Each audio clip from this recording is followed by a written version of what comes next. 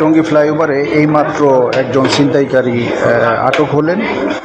তাকে টঙ্গী সরকারি হাসপাতালে প্রাথমিক চিকিৎসা দেওয়া হচ্ছে।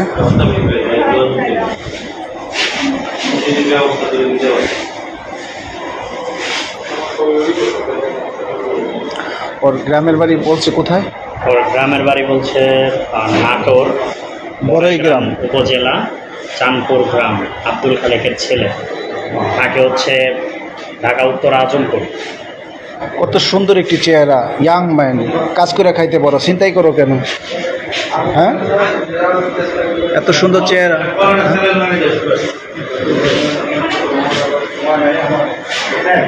নাম কি, নাম জানতে পারছেন? নাম হচ্ছে রবিন। রবিন।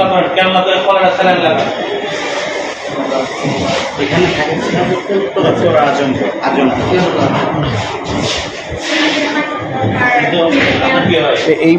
এইমাত্র টঙ্গী ফ্লাইওভারে একজনকে আটক করা হয়েছে। আসলে দুঃখের সাথে বলতে হচ্ছে যে দেখেন কত সুন্দর একটি ছেলে, তারপর ও ছিনতাই করে এবং কিন্তু কাজ করে খেতে পারে। এটা আসলে ভাবায় আমাদেরকে